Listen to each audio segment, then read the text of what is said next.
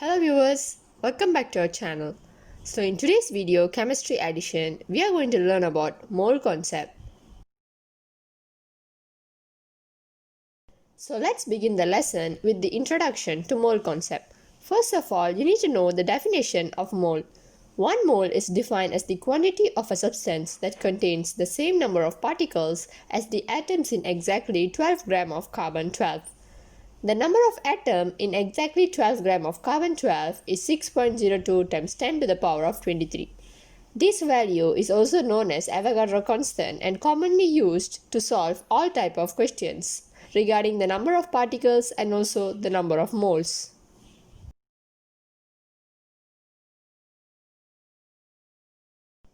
Now let's proceed with the second part. In this part, we are going to learn regarding the number of particles in 1 mole of a substance. We all know that particles can be categorized into atoms, ions, and also molecules. So let's look at atomic substance first. 1 mole of sodium contains 6.02 times 10 to the power of 23 sodium atoms. This is because sodium contains only one sodium atom. So we have to just take the 1 mole and multiply with 6.02 times 10 to the power of 23. But when we look at ions, 1 mole of calcium chloride contains 6.02 times 10 to the power of 23 calcium ions and 2 times 6.02 times 10 to the power of 23 chloride ions. This is because in calcium chloride we have only one calcium ion, but we have two chloride ions. That's why we have to multiply with 2 when we're finding the chloride ions. Next, molecules. 1 mole of bromine molecules has 6.02 times 10 to the power of 23 bromine molecules, or 2 times 6.02 times 10 to the power of 23 bromine atoms. This is because bromine molecule contains 2 bromine atoms.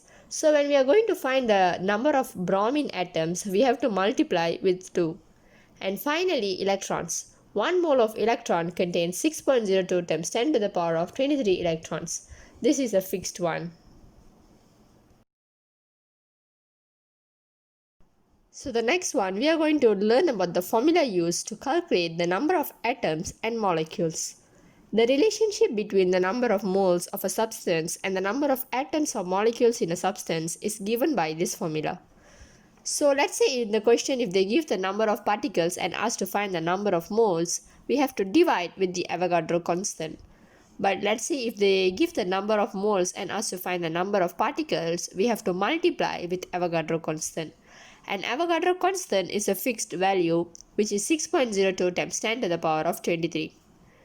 Now let's have a look at a few example questions that implies this formula. So in our first example, we are required to calculate how many atoms are found in 0.9 mole of aluminium. And in the next one, we are required to calculate how many moles of bromine molecules are found in 6 times 10 to the power of 22 molecules of bromine gas. In the first question, we are required to find the number of atoms, which is the number of particles, and the number of mole is already given. But in the second question, we are required to find the number of moles of bromine molecule and the number of particles are already given. So when we're solving this, for the first one, we have to times the mole with the Avogadro constant in order to find the number of particles. So we already know that the number of mole is 0.9, which is already given in the question, and multiply with Avogadro constant, which is 6.02 times 10 to the power of 23. And the answer obtained will be equals to 5.418 times 10 to the power of 23 atoms. In this case, we are required to write the word atoms because in the question they already mentioned it is 0.9 mole of aluminium and they are asking for the value of atoms. Let's proceed to the second question. In the second question, we are required to find the number of moles of bromine molecules. And in the question, they already give the amount of molecules. So just take the number of molecules and divide with the Avogadro constant. So 6 times 10 to the power of 22 divided by 6.02 times 10 to the power of 23. And the final answer will be 0.09967 mole. Don't forget to write the unit because it also carries marks. Now let's proceed to the next formula. The relationship between the mass and the number of moles of a substance is given by this formula. The number of mole times molar mass is equals to mass. And mass divided by molar mass is equals to the number of moles. Molar mass of the elements can be calculated by using the periodic table. Now let's have a look at a few questions that applies this formula. So in this example, we are required to calculate the mass of oxygen contained in 178.9 gram of calcium hydroxide and the number of moles of oxygen atoms in 45.5 gram of hydrogen peroxide. So in the first one, we are required to find the mass of oxygen, but they didn't give any information regarding oxygen. But they do give information regarding calcium hydroxide, which is the mass of calcium hydroxide. So the first thing we need to do is find the molar mass of calcium hydroxide. This can be found using the periodic table. So the molar mass of calcium hydroxide is equal to 74.1. And in order to find the number of moles, we have to take the mass of calcium hydroxide and divide with the molar mass. So the mass already given in the question, which is 178.9 gram divided by molar mass that we have calculated in the previous step. So we will get the number of mole, which is 2.41. And now we are required to find the number of mole of oxygen atom. We already know that oxygen molecule has 2 oxygen atoms. So we have to multiply the number of mole obtained with 2 in order to find the number of moles of oxygen atoms. And finally, the mass of oxygen atom will be equals to 4.82 multiplied by 16. 16 represents the molar mass of oxygen atom.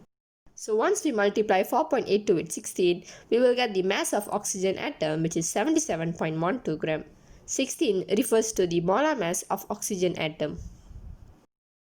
Now let's proceed to the second one. In the second one, we are required to calculate the number of moles of oxygen atom. This is quite similar with the first one because they didn't give any information regarding oxygen, but they only give information regarding hydrogen peroxide. So in order to find the mole of hydrogen peroxide, we are required to divide mass with molar mass. So the first step we need to do is calculating the molar mass of hydrogen peroxide, which is 34. So next we have to find the number of moles. Take the mass of hydrogen peroxide given in the question, which is 45.5, and divide with the molar mass we have calculated in the previous step. So the number of moles will be equals to 1.34. And finally, we are required to find the number of moles of oxygen atoms. As I've mentioned before, in oxygen molecule, we have 2 oxygen atoms.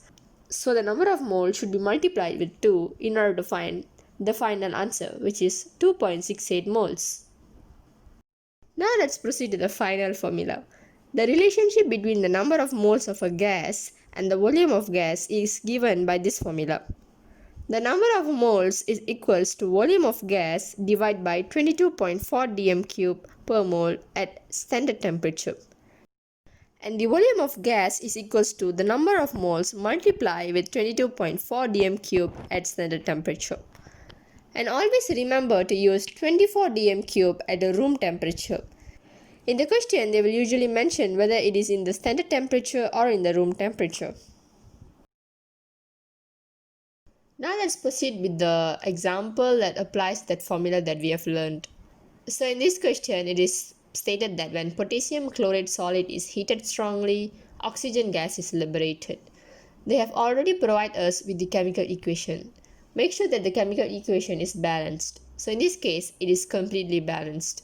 So let's proceed with the question. A sample of potassium chloride released 96 dm cube of oxygen gas at standard temperature. How many moles of oxygen gas are there?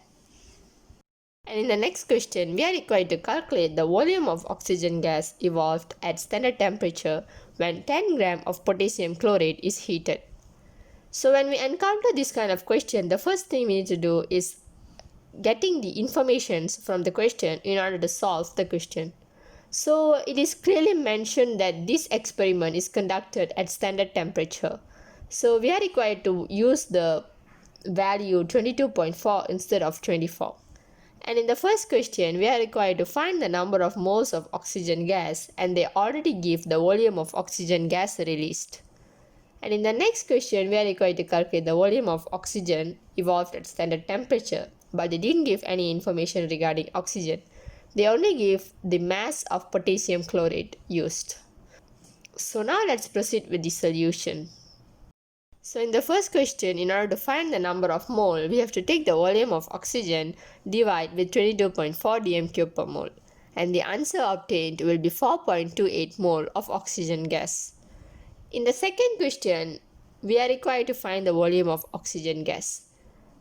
This question is quite tricky because when we look at the chemical equation, it is stated that 2 mole of potassium chlorate produces 3 mole of oxygen.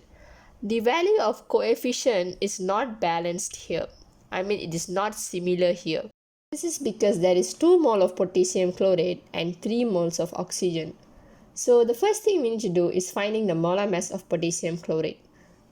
So once we find the molar mass, we can find the number of moles because in the question they already give the mass of potassium chlorate. So we are required to take the mass, which is 1.0 gram, and divide with the molar mass that we have calculated in the previous step, which is 122.5. So we will get the number of moles, which is 0.00408 mole. And when proceeding to the next step, which is finding the volume of oxygen gas, we are required to take the number of moles of potassium chlorate and multiply and 3/2. We are required to do this step because the 3 on top, which is the numerator, represents the mole of oxygen, and the 2, the denominator, represents the mole of potassium chlorate. And then we have to multiply with 22.4 because this experiment is conducted at standard temperature. And the final answer will be equals to 0.137 dm³. In this kind of question, always consider the coefficient of the moles. Now we have already reached the end part of this video. So in this video, we learned about the formula used and the mole concept. So please do more exercise regarding this topic in order to master this topic. And if you have any doubts regarding this topic, feel free to ask in the comment section below. So if you're still not yet subscribed our channel, please do subscribe our channel Study Buddies to get more interesting videos regarding other topics. So that's all for today. Thank you so much for watching this video. See you all in the next video. Bye.